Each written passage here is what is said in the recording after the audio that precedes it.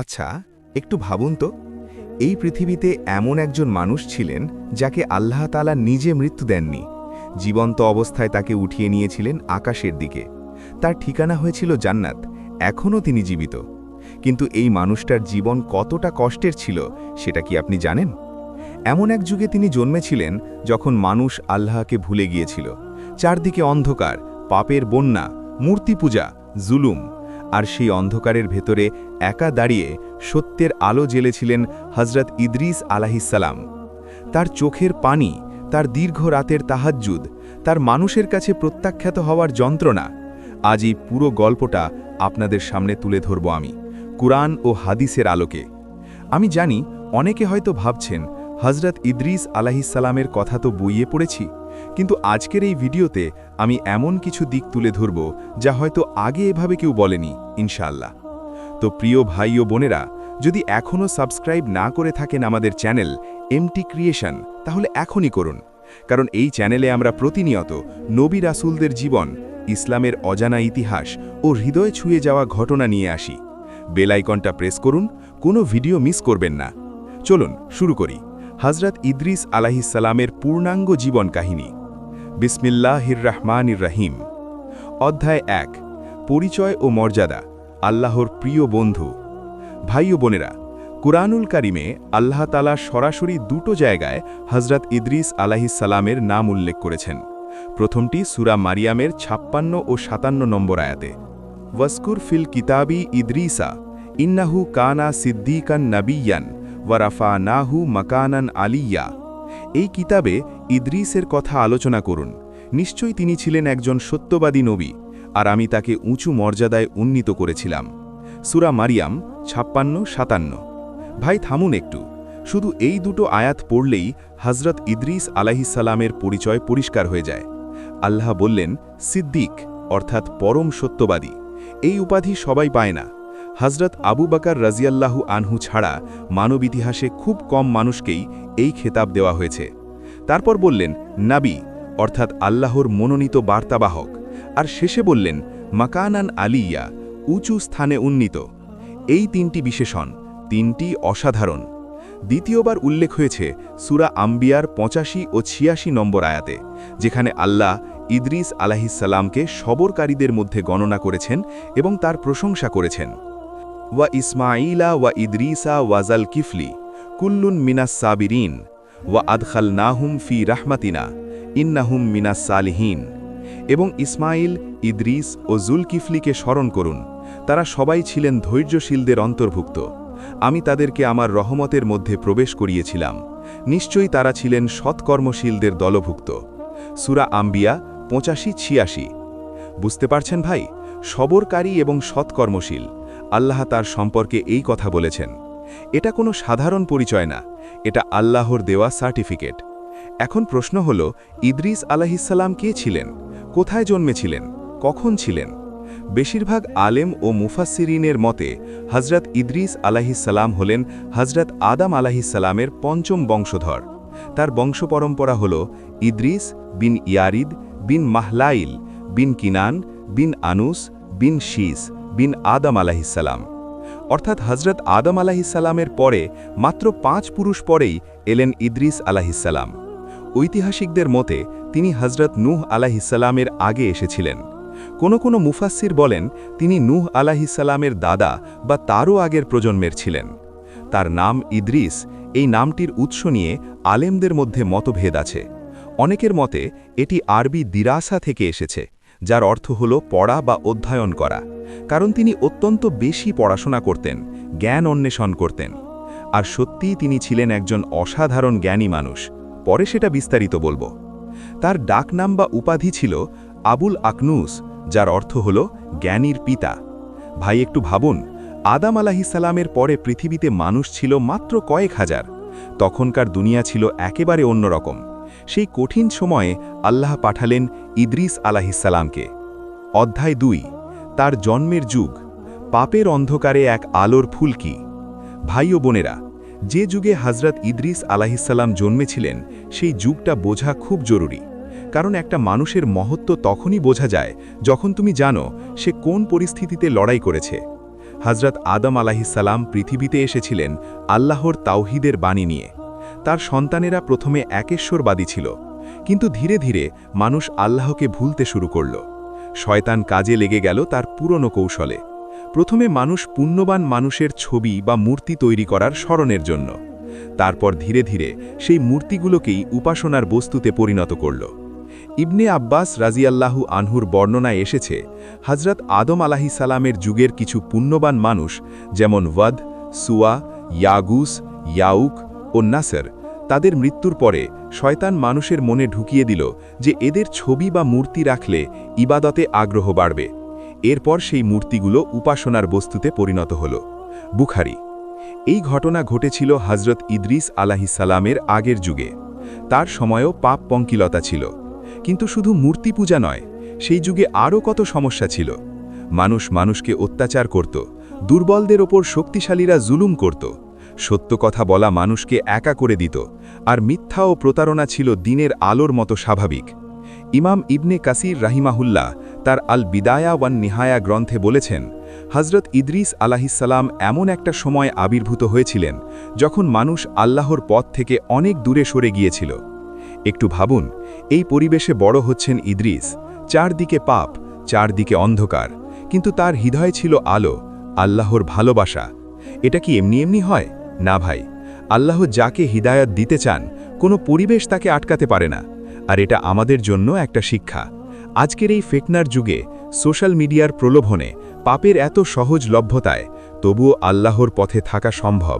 হযরত ইদ্রিস আলাইহিসসালাম তার প্রমাণ। অধ্যায় ৩, নবুয়তের সূচনা, আল্লাহর ডাক। ভাই ও বোনেরা, একটা মানুষের জীবনের সবচেয়ে বড় মুহূর্ত কোনটা? হয়তো বলবেন জন্ম, বিয়ে, সন্তান, সাফল্য। কিন্তু একজন নবীর জীবনে সবচেয়ে বড় মুহূর্ত হল যেদিন আল্লাহ তাকে ডাকলেন, যেদিন ওহী নাজিল হল প্রথমবার। হযরত ইদ্রিস আলাইহিসসালামের জীবনেও সেই মুহূর্ত এলো। কুরআন ও হাদিসের বিভিন্ন বর্ণনা থেকে জানা যায়, আল্লাহ তাআলা ইদ্রিস আলাইহিসসালামকে নবুয়তের দায়িত্ব দিলেন, তাকে পাঠালেন তার সম্প্রদায়ের কাছে।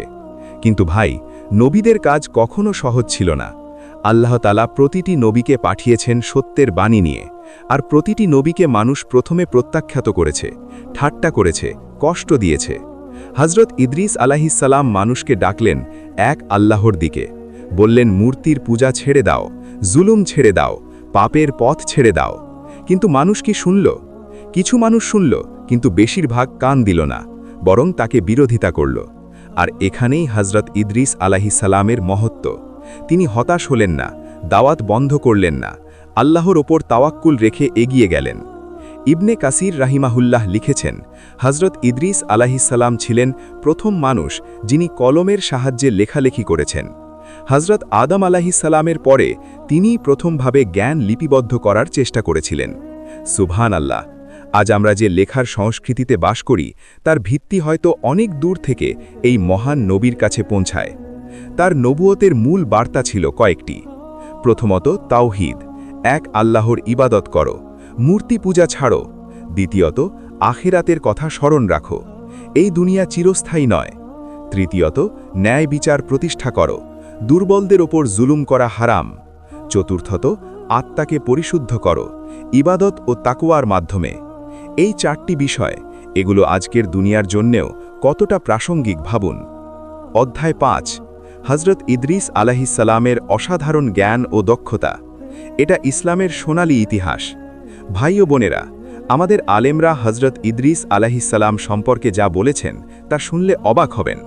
মুফাসসিরিনের বর্ণনা অনুযায়ী হযরত ইদ্রিস আলাইহিসসালাম ছিলেন তার যুগের সবচেয়ে জ্ঞানী মানুষ। ইমাম ইবনে কাসির রাহিমাহুল্লাহ বলেছেন, তিনি প্রথম মানুষ যিনি তলোয়ার দিয়ে যুদ্ধ করেছেন আল্লাহর রাস্তায়। তার আগে মানুষ অন্য অস্ত্র ব্যবহার করত। ইদ্রিস আলাইহিসসালাম লোহার কাজ শিখেছিলেন এবং সেটা ব্যবহার করেছিলেন।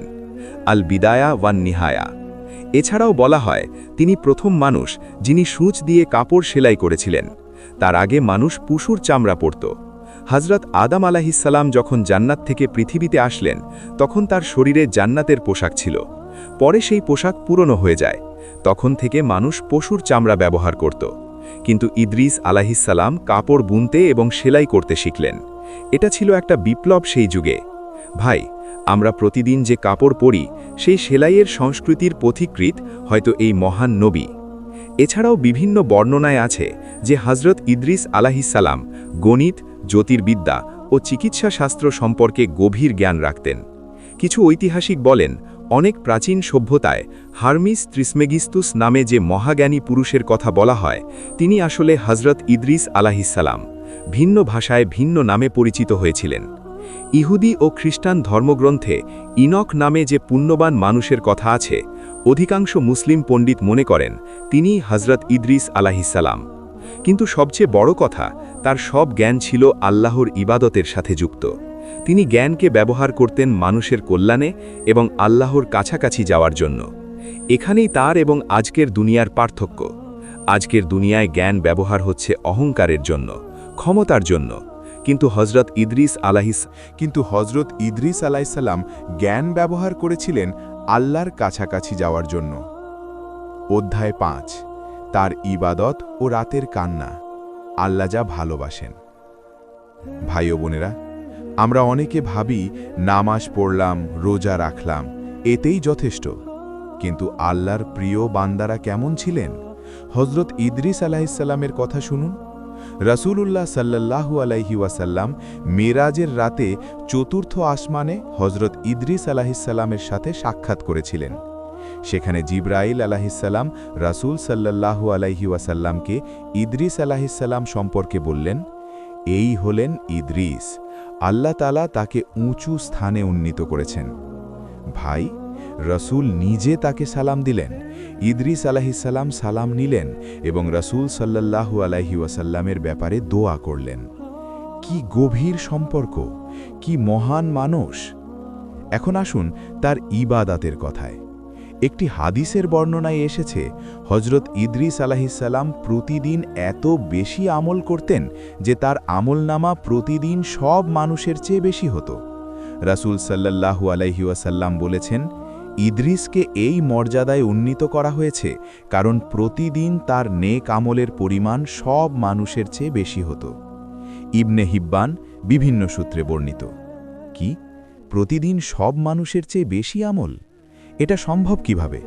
কারণ তিনি শুধু নামাজ রোজায় সীমাবদ্ধ ছিলেন না, প্রতিটি মুহূর্তকে ইবাদতে পরিণত করেছিলেন। কাজ করতে করতে জিকির, চলতে চলতে আল্লাহর স্মরণ, ঘুমানোর আগে তওবা, রাতে তাহাজ্জুদ, রাতের কান্না। ভাই, নবীদের রাতের কান্নার কথা শুনলে বুকটা ভেঙে যায়। হজরত ইদ্রিস আলাইহিসসালাম রাতের গভীর অন্ধকারে একা দাঁড়িয়ে আল্লাহর সামনে হাত তুলতেন, চোখ ভরা পানি নিয়ে বলতেন, হে আল্লাহ, তুমি আমাকে ক্ষমা করো, তুমি আমার উম্মতকে হেদায়েত দাও। এই কান্না ছিল ভয়ের কান্না, ভালোবাসার কান্না, আল্লাহর জন্য কান্না। আর আল্লাহ সেই কান্না দেখেছিলেন, সেই কান্নার মূল্য দিয়েছিলেন। আমরা কি কখনো আল্লাহর জন্য কেঁদেছি সত্যিকার অর্থে? এই প্রশ্নটা নিজেকে করুন। হাদিসে আছে, 7 শ্রেণীর মানুষ আল্লাহর আরশের ছায়ায় থাকবে, যেদিন অন্য কোনো ছায়া থাকবে না। তাদের মধ্যে একজন হল সেই ব্যক্তি যে একাকিতে আল্লাহকে স্মরণ করে এবং তার চোখ থেকে পানি ঝরে। বুখারী ও মুসলিম। হজরত ইদ্রিস আলাইহিসসালাম ছিলেন এই শ্রেণীর মানুষ। অধ্যায় 6, মালাকুল মউতের সাথে বন্ধুত্ব। অবিশ্বাস্য এক ঘটনা। এটা একটা অলৌকিক ঘটনা। ভাই ও বোনেরা, এখন আমি এমন একটা ঘটনা বলবো যা শুনলে আপনার ভেতরে কিছু একটা নাড়া দেবে। হজরত ইদ্রিস আলাইহিসসালাম ও মালাকুল মউত, মৃত্যুর ফেরেশতা আজরাইল আলাইহিসসালামের মধ্যে এক অসাধারণ ঘটনা ঘটেছিল। বিভিন্ন তাফসীর গ্রন্থে এই ঘটনার বর্ণনা আছে। ইমাম ইবনে কাসির ও অন্যান্য মুফাসসিররা এটি উল্লেখ করেছেন। ঘটনাটা এরকম, হজরত ইদ্রিস আলাইহিসসালাম এতটা বেশি ইবাদত করতেন যে তার প্রতিদিনের আমল প্রতি রোজ আসমানে উঠত এবং ফেরেশতারা তা দেখে অবাক হতেন। একদিন একজন ফেরেশতা, কোনো বর্ণনায় আছে এটি মৃত্যুর ফেরেশতা, হজরত ইদ্রিস আলাইহিসসালামের সাথে সাক্ষাৎ করলেন। তারা বন্ধু হয়ে গেলেন। একদিন হজরত ইদ্রিস আলাইহিসসালাম সেই ফেরেশতাকে বললেন, তুমি কি আমার একটা ইচ্ছা পূরণ করতে পারবে? ফেরেশতা বললেন, কি ইচ্ছা? ইদ্রিস আলাইহিসসালাম বললেন, আমি মরতে চাই। ফেরেশতা অবাক, বললেন, কেন? ইদ্রিস আলাইহিসসালাম বললেন, আমি মৃত্যুর স্বাদ পেতে চাই, মৃত্যুর পরের অবস্থা দেখতে চাই। কারণ যে মৃত্যুকে ভয় পাওয়ার কথা জানে না, সে প্রকৃত প্রস্তুতি নিতে পারে না। সুবহান আল্লাহ, কি গভীর প্রজ্ঞার কথা! আমরা মৃত্যু থেকে পালাই, আর ইদ্রিস আলাইহিসসালাম মৃত্যুকে জানতে চেয়েছিলেন যাতে আরও ভালোভাবে প্রস্তুত হতে পারেন। ফেরেশতা আল্লাহর কাছে অনুমতি চাইলেন। আল্লাহর অনুমতিক্রমে কিছু সময়ের জন্য হজরত ইদ্রিস আলাইহিসসালামের প্রাণ বের করা হলো, তারপর আবার ফিরিয়ে দেওয়া হলো।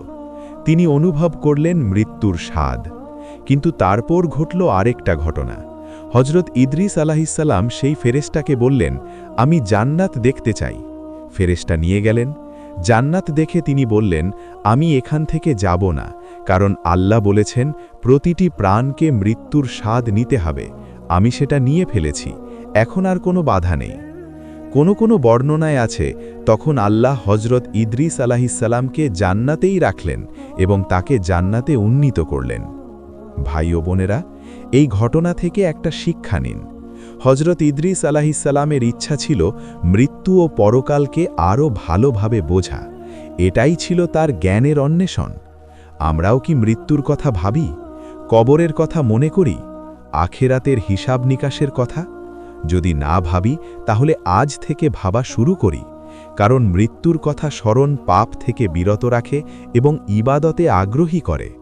রাসূল সাল্লাল্লাহু আলাইহি ওয়াসাল্লাম বলেছেন, মৃত্যু বিধ্বংসীকে অধিক স্মরণ করো। তিরমিজি। অধ্যায় ৭। মেরাজের রাতে হজরত ইদ্রিস আলাইহিসসালাম ও রাসূল সাল্লাল্লাহু আলাইহি ওয়াসাল্লামের মিলন। ভাই ও বোনেরা, এটা ইসলামের ইতিহাসের সবচেয়ে অলৌকিক রাতের কথা। মেরাজের রাত ২৭ রজব, রাসূল সাল্লাল্লাহু আলাইহি ওয়াসাল্লাম ঘুমিয়ে আছেন। হঠাৎ জিবরাইল এলেন, বোরাক নিয়ে এলেন, মসজিদুল হারাম থেকে মসজিদুল আকসায়, তারপর আসমানের দিকে। প্রথম আসমানে হজরত আদম আলাইহিসসালাম, দ্বিতীয় আসমানে হজরত ঈসা ও ইয়াহিয়া আলাইহিসসালাম, তৃতীয় আসমানে হজরত ইউসুফ আলাইহিসসালাম, চতুর্থ আসমানে, হ্যাঁ ভাই, চতুর্থ আসমানে রাসূল সাল্লাল্লাহু আলাইহি ওয়াসাল্লাম দেখা পেলেন হজরত ইদ্রিস আলাইহিসসালামের সাথে। হাদিসে আছে, অতঃপর আমরা চতুর্থ আসমানে উঠলাম। সেখানে ইদ্রিস আলাইহিসসালাম বললেন, মারহাবা, হে সৎ ভাই ও নেককার নবী। মারহাবা, স্বাগতম হে ভাই। ভাবুন ভাই, হজরত ইদ্রিস আলাইহিসসালাম রাসূল সাল্লাল্লাহু আলাইহি ওয়াসাল্লামকে ভাই বললেন। নবীরা সবাই ভাই। আদম আলাইহিসসালাম থেকে মুহাম্মদ সাল্লাল্লাহু আলাইহি ওয়াসাল্লাম পর্যন্ত সবাই একই আলোর ধারক, সবাই আল্লাহর মনোনীত। কিন্তু চতুর্থ আসমান কেন? আলেমরা বলেন, আল্লাহ প্রতিটি নবীকে তার যোগ্যতা ও মর্যাদা অনুযায়ী আসমানে স্থান দিয়েছেন। হজরত ইদ্রিস আলাইহিসসালামের মর্যাদা চতুর্থ আসমানে, এবং এটাই সূরা মারিয়ামের ব্যাখ্যা, রাফা'নাহু মাকানান আলিয়া, আমি তাকে উঁচু স্থানে উন্নীত করেছিলাম। ইমাম ইবনে জারির আত-তাবারি বলেছেন, এই উঁচু স্থান মানে হল চতুর্থ আসমান। ভাই ও বোনেরা, এখানে একটু থামি। রাসূল সাল্লাল্লাহু আলাইহি ওয়াসাল্লাম মেরাজে গেলেন, 4টি আসমান পার হলেন। প্রতিটিতে একজন নবীকে পেলেন, সবাই তাকে সালাম দিলেন, সবাই তাকে ভাই বললেন। এই দৃশ্যটা কতটা আবেগময়! সেই নবীরা পৃথিবীতে ছিলেন হাজার হাজার বছর আগে, কিন্তু আসমানে সবাই একসাথে। আর সবচেয়ে বড় কথা, হজরত ইদ্রিস আলাইহিসসালাম এখনও জীবিত আছেন। তিনি কিন্তু মৃত নন, তিনি আসমানে আছেন। কিয়ামতের আগে কি তিনি ফিরে আসবেন? এ নিয়ে আলেমদের মধ্যে মতভেদ আছে। কেউ বলেন হ্যাঁ, কেউ বলেন না। তবে বেশিরভাগ আলেম বলেন তিনি কিয়ামতের আগে ফিরবেন না। তিনি আল্লাহর বিশেষ অনুগ্রহে চতুর্থ আসমানে অবস্থান করছেন, এটাই তার অনন্য বৈশিষ্ট্য। অধ্যায় ৮। হজরত ইদ্রিস আলাইহিসসালামের দাওয়াত ও মানুষের প্রতিক্রিয়া। ভাই ও বোনেরা, একজন নবীর জীবনে সবচেয়ে কষ্টের অংশ কোনটা জানেন? মানুষের কাছে প্রত্যাখ্যাত হওয়া। আপনি সত্য বলছেন, আপনি মানুষের ভালো চাইছেন, আপনি তাদের জাহান্নাম থেকে বাঁচাতে চাইছেন, কিন্তু মানুষ কানে দিচ্ছে না, বরং ঠাট্টা করছে। হজরত ইদ্রিস আলাইহিসসালাম এই কষ্ট পেয়েছিলেন। বিভিন্ন তাফসির বর্ণনায় আছে, তিনি তার সম্প্রদায়কে দাওয়াত দিতে গেলে অনেকে মুখ ফিরিয়ে নিত। অনেকে বলতো, তুমি কে? আমাদের পূর্বপুরুষরা যা করেছেন আমরাও তাই করব। এটা কি চেনা কথা মনে হচ্ছে? কোরআনে আল্লাহ এই কথাটা বারবার বলেছেন। পূর্বের উম্মতরা যখন নবীদের ডাকে সাড়া দিতে অস্বীকার করত, তারা বলতো, আমরা আমাদের পূর্বপুরুষদের পথে চলব। এটা শয়তানের একটা পুরনো কৌশল, ঐতিহ্যের আবেগ দিয়ে সত্য থেকে দূরে রাখা। হযরত ইদ্রিস আলাইহিস সালামও এই মানুষগুলোর মুখোমুখি হয়েছিলেন। তিনি কি হতাশ হয়েছিলেন? মনে হয়েছিল এত কষ্ট করে কি হবে?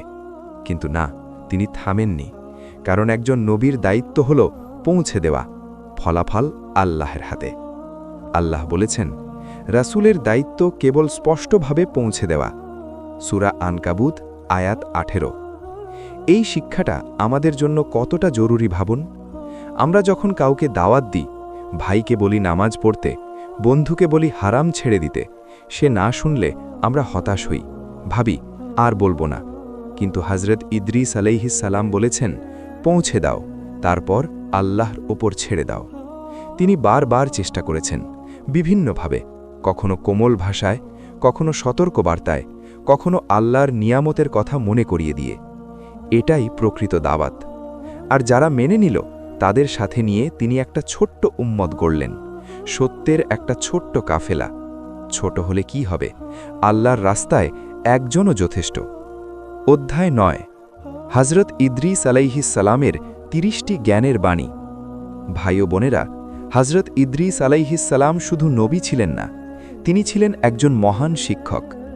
বিভিন্ন ঐতিহাসিক ও তাফসির গ্রন্থে তার কিছু বাণী সংরক্ষিত হয়েছে। সবগুলো হাদিসে সরাসরি বর্ণিত নয়, কিন্তু ইসলামী ঐতিহ্যে এগুলো প্রজন্মের পর প্রজন্ম ধরে বর্ণিত হয়ে আসছে। আসুন তার জ্ঞানের কয়েকটি মুক্তদানও পড়ি। 1। যে ব্যক্তি আল্লাহকে ভয় করে, তার কাছে সব কিছু সহজ হয়ে যায়। 2। ধৈর্য হল সেই চাবি যা সব দরজা খুলে দেয়। 3। নফসকে দমন করা শত্রুকে পরাজিত করার চেয়ে বড় বীরত্ব। 4। পাপ করে তুমি যদি কখনো মজা পাও, যেন সেই মজার পরিণাম তোমার জন্য অপেক্ষা করছে। 5। যে অল্পেতে সন্তুষ্ট, সেই প্রকৃত ধনী। 6। জ্ঞান ছাড়া ইবাদত পথ হারা পথিকের মতো। 7। মানুষের সাথে এমন আচরণ করো যেভাবে তুমি আচরণ পেতে চাও। 8। তোমার বন্ধু সে যে তোমার পাপ থেকে বাঁচাতে সাহায্য করে। 9। রাতের অন্ধকারে আল্লাহর কাছে কাঁদো, দিনের আলোয় সে কান্না তোমার জন্য আলো হবে। 10। জিহ্বাকে নিয়ন্ত্রণ করো, কারণ এটাই সবচেয়ে বিপজ্জনক অঙ্গ। 11। মৃত্যুকে ভয় পেও না, আখেরাতের হিসাবকে ভয় পাও। 12। দুনিয়ার সুখ ক্ষণস্থায়ী, আখেরাতের সুখই চিরস্থায়ী। 13। যে সৎ সে সত্যিকারের শক্তিশালী। 14। তোমার ভুল স্বীকার করা তোমাকে ছোট করে না, বরং বড় করে। 15। আল্লাহর কৃতজ্ঞতা প্রকাশ করো প্রতিটি নিঃশ্বাসে। 16। যে দুনিয়াকে ভালোবাসে সে আখেরাতকে ভুলে যায়। 17। সত্য কথা বলো, যদিও সেটা তোমার বিরুদ্ধে যায়। 18। হাসি মুখে কথা বলা একটি সাদকা। 19। পরকালের চিন্তা করলে দুনিয়ার চিন্তা কমে যায়। 20। মানুষের দোষ খোঁজার আগে নিজের দোষ খোঁজো। ভাই ও বোনেরা, এই বাণীগুলো পড়ুন, মনে রাখুন, আমল করুন। এগুলো শুধু পুরনো কথা নয়, এগুলো চিরকালীন সত্য। অধ্যায় 10। আসমানে উঠে যাওয়া, ইতিহাসের সবথেকে অলৌকিক ঘটনা। ভাই ও বোনেরা, এখন আমি সেই ঘটনাটার কথা বলবো যা হযরত ইদ্রিস আলাইহিস সালামকে চিরকালের জন্য অনন্য করে তুলেছে। পৃথিবীতে কোটি কোটি মানুষ এসেছে, সবাই মারা গেছে, এমনকি নবীরাও মারা গেছেন। হযরত আদম আলাইহিস সালাম মারা গেছেন, হযরত নূহ আলাইহিস সালাম মারা গেছেন, হযরত ইব্রাহিম আলাইহিস সালাম মারা গেছেন, হযরত মূসা আলাইহিস সালাম মারা গেছেন। আমাদের প্রিয় নবী মুহাম্মদ সাল্লাল্লাহু আলাইহি ওয়াসাল্লামও মারা গেছেন। কিন্তু হযরত ইদ্রিস আলাইহিস সালাম মারা যাননি। আর হযরত ঈসা আলাইহিস সালামও এখনও জীবিত। তিনি কিয়ামতের আগে পৃথিবীতে ফিরে আসবেন। কিন্তু হযরত ইদ্রিস আলাইহিস সালাম আবার ফিরে আসবেন কিনা সেটা নিশ্চিতভাবে বলা যায় না। ইমাম ইবনে কাসির রাহিমাহুল্লাহ বলেছেন, আল্লাহ তাআলা তাকে আসমানে উন্নীত করেছেন এবং সেখানে তিনি অবস্থান করছেন। এখন প্রশ্ন হল, আল্লাহ কেন এটা করলেন? উত্তর একটাই, পুরস্কার। হজরত ইদ্রিস আলাইহিসসালাম সারা জীবন আল্লাহর ইবাদত করেছেন, মানুষকে সত্যের দিকে ডেকেছেন, নিজেকে পাপ থেকে পবিত্র রেখেছেন, রাতের পর রাত কান্নায় কাটিয়েছেন। আল্লাহ সেই সাধনার পুরস্কার দিলেন সবচেয়ে অলৌকিক উপায়। ভাই ও বোনেরা, এটা একটা বার্তা আমাদের সবার জন্য। যখন মনে হয় কি লাভ নামাজ পড়ে, কি লাভ হারাম থেকে বেঁচে, কেউ দেখছে না, তখন মনে রাখুন আল্লাহ দেখছেন, আল্লাহ হিসাব রাখছেন, আর হজরত ইদ্রিস আলাইহিসসালামের মতো পুরস্কার দেওয়ার ক্ষমতা শুধু তারই আছে। অধ্যায় 11। হজরত ইদ্রিস আলাইহিসসালাম ও হজরত আদম আলাইহিসসালামের উত্তরাধিকার। হজরত ইদ্রিস আলাইহিসসালামকে বোঝার জন্য হজরত আদম আলাইহিসসালামের সাথে তার সম্পর্কটা বুঝতে হবে। হজরত আদম আলাইহিসসালাম প্রথম মানুষ, প্রথম নবী। আল্লাহ তাকে নিজে হাতে মাটি দিয়ে তৈরি করেছিলেন, তাতে রূহ ফুঁকেছিলেন, তাকে সব কিছুর নাম শিখিয়েছিলেন। জান্নাতে ছিলেন, তারপর শয়তানের প্ররোচনায় ভুল করলেন, তওবা করলেন, আল্লাহ মাফ করলেন, কিন্তু পৃথিবীতে পাঠালেন। পৃথিবীতে এসে হজরত আদম আলাইহিসসালাম কাঁদলেন, দীর্ঘদিন কাঁদলেন। কোরআনে আছে, আদম আলাইহিসসালাম তওবার শব্দ পেলেন, বললেন, রাব্বানা জালামনা আনফুসানা, হে আমাদের রব, আমরা নিজেদের ওপর জুলুম করেছি। সূরা আরাফ 23। আল্লাহ মাফ করলেন। এরপর হজরত আদম আলাইহিসসালাম পৃথিবীতে বেঁচেছিলেন দীর্ঘ সময়, কোনো বর্ণনায় প্রায় 1000 বছর, তারপর মারা গেলেন। হজরত আদম আলাইহিসসালামের মৃত্যুর পরে তার ছেলে শীস আলাইহিসসালাম নবুয়তের দায়িত্ব পেলেন।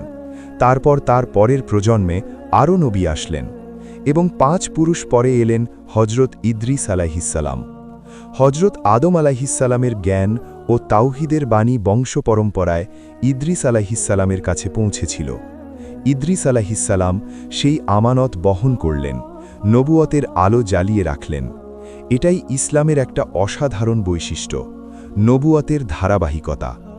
আদম আলাইহিসসালাম থেকে মুহাম্মদ সাল্লাল্লাহু আলাইহি ওয়াসাল্লাম পর্যন্ত একই বাণী, লা ইলাহা ইল্লাল্লাহ। শুধু ভাষা বদলেছে, সময় বদলেছে, মানুষ বদলেছে, কিন্তু মূল বার্তা অপরিবর্তিত। এবং হজরত ইদ্রিস আলাইহিসসালাম ছিলেন এই দীর্ঘ শৃঙ্খলের একটি উজ্জ্বল কড়া। ভাই ও বোনেরা, আমরাও সেই শৃঙ্খলের অংশ। আমাদের নবী মুহাম্মদ সাল্লাল্লাহু আলাইহি ওয়াসাল্লাম থেকে আমাদের কাছে এই বাণী পৌঁছেছে। আমাদের দায়িত্ব হল এটা পরবর্তী প্রজন্মের কাছে পৌঁছে দেওয়া। এটা কি আমরা করছি? অধ্যায় 12। হজরত ইদ্রিস আলাইহিসসালামের প্রতি আল্লাহর বিশেষ দয়া। ভাই ও বোনেরা, আল্লাহ তাআলা সবচেয়ে বেশি ভালোবাসেন তার বান্দাকে, কিন্তু যখন কোনো বান্দা নিজেকে পুরোপুরি আল্লাহর জন্য উৎসর্গ করে দেন, তখন আল্লাহর দয়া একটু অন্যরকম হয়। হজরত ইদ্রিস আলাইহিসসালাম ছিলেন সেই বান্দা। আল্লাহ সূরা মারিয়ামে বললেন, ইন্নাহু কানা সিদ্দিকান নবিয়্যা, তিনি ছিলেন সত্যবাদী নবী। সিদ্দিক, এই শব্দটা ভাবুন। সিদ্দিক মানে শুধু মিথ্যা না বলা নয়, সিদ্দিক মানে হল প্রতিটি পরিস্থিতিতে সত্যের ওপর অবিচল থাকা। মানুষ যখন চাপ দেয়, প্রলোভন দেখায়, ভয় দেখায়, তখনও সত্য থেকে না সরা। হজরত ইদ্রিস আলাইহিসসালাম সারা জীবন সেটা করেছেন। তারপর আল্লাহ বললেন, রাফা'নাহু মাকানান আলিয়্যা, তাকে উঁচু স্থানে তুললেন। এই পুরস্কারটা কি কাকতালীয়? না ভাই, এটা ছিল সারা জীবনের সাধনার ফল। হজরত ইদ্রিস আলাইহিসসালাম যখন রাতে একা কাঁদতেন, যখন মানুষ তাকে প্রত্যাখ্যান করত, যখন তিনি হাঁটতে হাঁটতে ক্লান্ত হয়ে পড়তেন দাওয়াত দিতে গিয়ে, তখন হয়তো তিনি জানতেন না এই পুরস্কারের কথা, কিন্তু আল্লাহ জানতেন। আল্লাহ বলেছেন, নিশ্চয়ই যারা আমার রাস্তায় মেহনত করে, আমি অবশ্যই তাদের আমার দিকে পথ দেখিয়ে দিই। সূরা আনকাবুত 69। হজরত ইদ্রিস আলাইহিসসালাম মেহনত করেছিলেন, আল্লাহ পথ দেখিয়েছিলেন, তারপর পুরস্কার দিয়েছিলেন, এমন পুরস্কার যা আগে কোনো মানুষ পায়নি। ভাই ও বোনেরা, এই গল্পে আমাদের জন্য বার্তা আছে। আমরা যখন ইবাদত করি এবং মনে হয় আমার দোয়া কি শোনা যাচ্ছে, আমার কষ্ট কি কেউ দেখছে, তখন হজরত ইদ্রিস আলাইহিসসালামের কথা মনে করুন। আল্লাহ দেখছেন, আল্লাহ শুনছেন, এবং আল্লাহ পুরস্কার দেন, কখনো পৃথিবীতে, কখনো আখেরাতে, কখনো এমনভাবে যা আমাদের কল্পনার বাইরে। অধ্যায় 13। হজরত ইদ্রিস আলাইহিসসালাম ও বিজ্ঞান ইসলামের এক অজানা সংযোগ। ভাই ও বোনেরা, এখন একটু ভিন্ন দিক থেকে কথা বলি।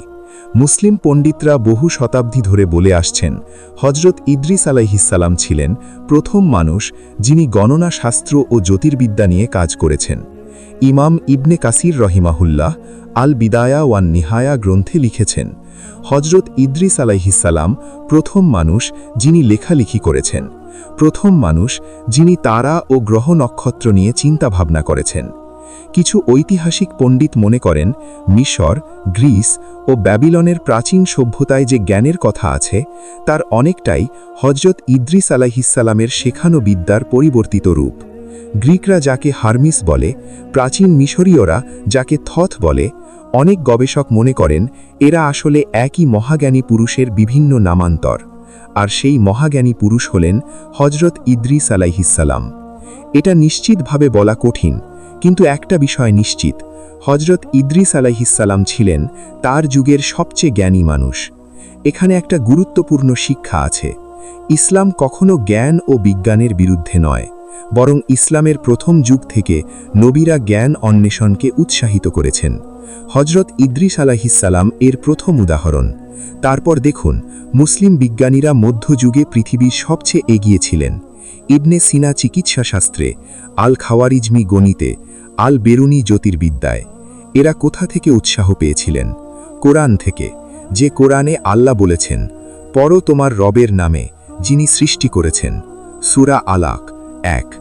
আর হজরত ইদ্রিস আলাইহিসসালামের উদাহরণ থেকে, যিনি দেখিয়ে গেছেন জ্ঞান ও এবাদত একসাথে চলে। ভাই ও বোনেরা, আজকের মুসলিম সমাজে আমরা কি সেই ঐতিহ্য ধরে রাখছি? আমাদের সন্তানরা কি জানে ইসলাম ও জ্ঞান একে অপরের পরিপূরক? এই সত্যটা মনে রাখুন। অধ্যায় 15। হাদিসের আলোয়ে হজরত ইদ্রিস আলাইহিসসালাম। ভাই ও বোনেরা, এখন মেরাজের হাদিস থেকে হজরত ইদ্রিস আলাইহিসসালাম সম্পর্কে বিস্তারিত জানব। হাদিসটি বর্ণনা করেছেন হজরত আনাস ইবনে মালিক রাদিয়াল্লাহু।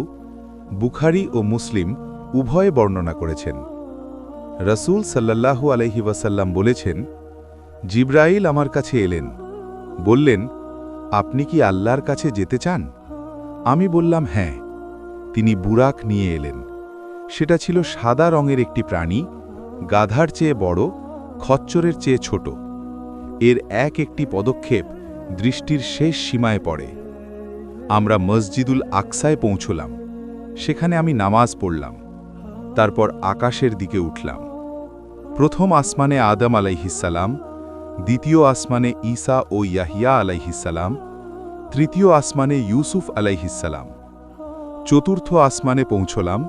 সেখানে ইদ্রিস আলাইহিসসালাম বললেন, মারহাবান বিন নবিয়্যিস সালেহ ওয়াল আখিস সালেহ। স্বাগতম হে সৎ নবী ও সৎ ভাই। তারপর পঞ্চম আসমানে হারুন আলাইহিসসালাম, ষষ্ঠ আসমানে মুসা আলাইহিসসালাম, সপ্তম আসমানে ইব্রাহিম আলাইহিসসালাম, তারপর সিদরাতুল মুনতাহা, তারপর বাইতুল মামুর, তারপর আল্লাহর আরশের কাছে। ভাই ও বোনেরা, এই হাদিসে কয়েকটি বিষয় লক্ষ্য করুন। প্রথমত, ইদ্রিস আলাইহিসসালাম রাসূল সাল্লাল্লাহু আলাইহি ওয়াসাল্লামকে সালেহ নবী বললেন। একজন নবী আরেকজন নবীকে এভাবে সম্মান করলেন। দ্বিতীয়ত, আখিস সালেহ, সৎ ভাই। নবীরা পরস্পর ভাই। এটা ইসলামের একটা সুন্দর ধারণা। সব নবী একই পরিবারের সদস্য। তৃতীয়ত, ইদ্রিস আলাইহিসসালাম চতুর্থ আসমানে আছেন। এটা প্রমাণ করে তিনি এখনও জীবিত। এখন আরেকটি হাদিসের কথা বলি। রাসূল সাল্লাল্লাহু আলাইহি ওয়াসাল্লাম বলেছেন, প্রতিদিন ইদ্রিসের আমলের পরিমাণ এত বেশি হতো যে আল্লাহর কাছে তার আমল সব মানুষের আমলের সমান হতো। বিভিন্ন সূত্রে বর্ণিত, আলেমরা এর সনদ নিয়ে আলোচনা করেছেন। কি পরিমাণ আমল তার! ভাই, এটা পড়ে কি মনে হয় না আমার আমল কতটা কম? আমার নামাজ কি সত্যিকার অর্থে মনোযোগ দিয়ে পড়া হয়? আমার দিনের মধ্যে কতটুকু আল্লাহর জন্য? এই প্রশ্নগুলো নিজেকে করুন। অধ্যায় 16। হজরত ইদ্রিস আলাইহিসসালামের যুগের ভূগোল। কোথায় থাকতেন? ভাই ও বোনেরা, হজরত ইদ্রিস আলাইহিসসালাম কোথায় থাকতেন এটা নিয়ে আলেমদের মধ্যে বিভিন্ন মত আছে। প্রথম মত, তিনি বাবিলে থাকতেন। অনেক ঐতিহাসিক মনে করেন হজরত আদম আলাইহিসসালাম পৃথিবীতে অবতরণের পর বর্তমান ইরাকের দিকে এসেছিলেন এবং তার বংশধররাও সেই অঞ্চলে ছিলেন, তাই ইদ্রিস আলাইহিসসালামও বাবিল অঞ্চলে ছিলেন। দ্বিতীয় মত, তিনি মিশরে থাকতেন। কিছু আলেম মনে করেন ইদ্রিস আলাইহিসসালাম পরে মিশরে স্থানান্তরিত হয়েছিলেন এবং মিশরীয় প্রাচীন সভ্যতায় তার প্রভাব আছে। এই মতের পক্ষে যুক্তি হল, মিশরীয় প্রাচীন ধর্মে থথ নামে একজন মহাজ্ঞানী দেবতার কথা আছে, যিনি লেখা, গণিত ও জ্যোতির্বিদ্যার জনক বলে পরিচিত। অনেক গবেষক মনে করেন এই থথ আসলে হজরত ইদ্রিস আলাইহিসসালামের মিথে পরিণত হওয়া রূপ। তৃতীয় মত, তিনি আরব উপদ্বীপে ছিলেন। কিছু আলেম মনে করেন তার যুগে আরব অঞ্চলই ছিল মানব সভ্যতার কেন্দ্র। সত্যি কথা হল, এই বিষয়ে নিশ্চিত কোনো তথ্য নেই। কুরআন ও বিশুদ্ধ হাদিসে তার ভৌগোলিক অবস্থান স্পষ্ট করা হয়নি, কিন্তু এটুকু আমরা জানি তিনি তার সম্প্রদায়ের মানুষদের মাঝে থেকে দাওয়াত দিয়েছেন, হেঁটে হেঁটে গেছেন, মানুষের দরজায় গেছেন, সত্যের বাণী পৌঁছে দিয়েছেন। এটা জানা থাকলেই যথেষ্ট, কারণ হজরত ইদ্রিস আলাইহিসসালামের গুরুত্ব তার ভৌগোলিক অবস্থানে নয়, তার মহান জীবন ও সাধনায়। ভাই ও বোনেরা, এখানে আমরা একটা শিক্ষা পাই। আল্লাহ যখন কাউকে গুরুত্ব দেন, তখন দেখেন তার কাজ, তার নিয়ত, তার সাধনা। কোথায় থাকে, কত বড় শহরে থাকে, কত ধনী সে, এগুলো আল্লাহর কাছে গুরুত্বপূর্ণ নয়। হজরত ইদ্রিস আলাইহিসসালাম যেখানেই ছিলেন, আল্লাহ তাকে দেখেছেন। আমরাও যেখানে থাকি, আল্লাহ আমাদের দেখছেন। অধ্যায় 17, সবর ও শুকর। হজরত ইদ্রিস আলাইহিসসালামের দুই অস্ত্র। ভাই ও বোনেরা, জীবনে কষ্ট আসবেই, কেউ চাইলেও কষ্ট থেকে পালাতে পারবে না। প্রশ্ন হল, কষ্ট এলে কি করবেন? হজরত ইদ্রিস আলাইহিসসালামের জীবন থেকে উত্তর নিন। তিনি কষ্ট পেয়েছেন, মানুষ তাকে প্রত্যাখ্যান করেছে, হয়তো একাকিত্ব ছিল, হয়তো মনে হয়েছে কেউ বুঝছে না, কিন্তু তিনি দুটো অস্ত্র ব্যবহার করেছিলেন। প্রথম অস্ত্র সবর। আল্লাহ সূরা আম্বিয়ায় তাকে সাবরিনের মধ্যে গণনা করেছেন। সবর মানে আল্লাহর উপর ভরসা রাখা, মনে রাখা এই কষ্ট সাময়িক, আল্লাহর রাস্তায় যা যায় তা বৃথা যায় না। রসুল সাল্লাল্লাহু আলাইহি ওয়াসাল্লাম বলেছেন, মুমিনের ব্যাপারটা অবাক, তার সব বিষয়েই কল্যাণকর। যদি তার ভালো হয়, কৃতজ্ঞতা প্রকাশ করে, এটা তার জন্য কল্যাণকর। যদি তার কষ্ট হয়, সবর করে, এটাও তার জন্য কল্যাণকর। মুসলিম। হজরত ইদ্রিস আলাইহিসসালাম এই মুমিনের উদাহরণ ছিলেন। দ্বিতীয় অস্ত্র শুকর। আল্লাহর দেওয়া প্রতিটি নিয়ামতের জন্য কৃতজ্ঞ থাকা। ভাই ভাবুন, হজরত ইদ্রিস আলাইহিসসালামের কাছে অনেক কিছু ছিল। আল্লাহ তাকে জ্ঞান দিয়েছিলেন, নবুয়ত দিয়েছিলেন, সুস্বাস্থ্য দিয়েছিলেন, শক্তি দিয়েছিলেন। তিনি এই নিয়ামতগুলোর জন্য কৃতজ্ঞ ছিলেন এবং সেই কৃতজ্ঞতাই তাকে আরও বেশি ইবাদতে অনুপ্রাণিত করত। আল্লাহ বলেছেন, যদি তোমরা কৃতজ্ঞতা প্রকাশ করো, তাহলে আমি অবশ্যই তোমাদের আরও বেশি দেব। সূরা ইব্রাহিম 7। হজরত ইদ্রিস আলাইহিসসালাম কৃতজ্ঞ ছিলেন। আল্লাহ তাকে দিয়ে গেছেন এবং শেষে দিয়েছেন সবচেয়ে বড় নিয়ামত, মাকানান আলিয়া। ভাই ও বোনেরা, আজ থেকে সবর ও শুকর এই দুটো অস্ত্র সব সময় সাথে রাখুন। কষ্ট এলে সবর, নিয়ামত পেলে শুকর। এটাই মুমিনের জীবন দর্শন। অধ্যায় 18, হজরত ইদ্রিস আলাইহিসসালামের উম্মত ও তাদের পরিণতি। ভাই ও বোনেরা, হজরত ইদ্রিস আলাইহিসসালামের দাওয়াতে কিছু মানুষ সাড়া দিয়েছিল, তারা মুমিন হয়েছিল, তার সাথে আল্লাহর ইবাদত করেছিল। কিন্তু যারা মানেনি, তাদের পরিণতি কি হয়েছিল? বিভিন্ন ঐতিহাসিক বর্ণনা থেকে জানা যায়, হজরত ইদ্রিস আলাইহিসসালামের সম্প্রদায়ের যারা তাকে প্রত্যাখ্যান করেছিল, তারা পরে ধীরে ধীরে শিরক ও পাপে ডুবে গেছিল। এরপর হজরত নূহ আলাইহিসসালামের যুগ এলো। সেই যুগের মানুষরা এতটাই পাপে ডুবে গেছিল যে আল্লাহ মহাপ্লাবন পাঠালেন। কুরআনে আল্লাহ বলেছেন, নূহ আলাইহিসসালামের জাতি শুধু কুফরিতে নয়, তারা তাদের নবীকে সরাসরি কষ্ট দিয়েছিল। এই পরিণতি আমাদের একটা শিক্ষা দেয়। কোনো জাতি যখন নবীর ডাক উপেক্ষা করে, যখন আল্লাহর বিধান মানতে অস্বীকার করে, আল্লাহর আযাব আসে। কুরআনে বারবার বলা হয়েছে আদ জাতি, সামুদ জাতি, লুতের জাতি, ফেরাউনের দল প্রত্যেকে নবীকে প্রত্যাখ্যান করেছিল এবং আল্লাহর আযাবে ধ্বংস হয়েছিল। ভাই ও বোনেরা, এটা কি শুধু ইতিহাস? না, এটা আমাদের জন্য সতর্কবার্তা। আজ আমাদের সমাজে অনেক মুমিন আছেন যারা সত্য বলছেন, হালাল হারামের কথা বলছেন, কিন্তু অনেকে শুনতে চায় না। আল্লাহর আযাব তাৎক্ষণিক নাও আসতে পারে, কিন্তু আসে। কিয়ামতের দিন সবাইকে হিসাব দিতে হবে। হজরত ইদ্রিস আলাইহিস সালাম তার উম্মতকে এই কথাই বলেছিলেন, আর আমাদের নবী মুহাম্মদ সাল্লাল্লাহু আলাইহি ওয়াসাল্লামও এই কথাই বলেছেন, কিন্তু আরও বিস্তারিতভাবে, কারণ তিনি সর্বশেষ নবী এবং তার বার্তা সর্বজনীন। ভাই ও বোনেরা, আল্লাহর আযাব থেকে বাঁচতে চাইলে হজরত ইদ্রিস আলাইহিস সালামের উম্মতের পথে নয়, বরং হজরত ইদ্রিস আলাইহিস সালামের পথে চলুন। অধ্যায় ১৯, হজরত ইদ্রিস আলাইহিস সালামের অধ্যান আজকের দিনে। ভাই ও বোনেরা, এতক্ষণ আমরা হজরত ইদ্রিস আলাইহিস সালামের জীবন শুনলাম, কিন্তু এই জীবন থেকে আমরা আজকের দিনে কি নিতে পারি? চলুন কিছু ব্যবহারিক শিক্ষা নিই। প্রথম শিক্ষা, জ্ঞান অন্বেষণ করুন। হজরত ইদ্রিস আলাইহিস সালাম জ্ঞান অর্জনে অক্লান্ত পরিশ্রম করেছেন। আজকের দিনে কি আমরা সেই পরিশ্রম করছি?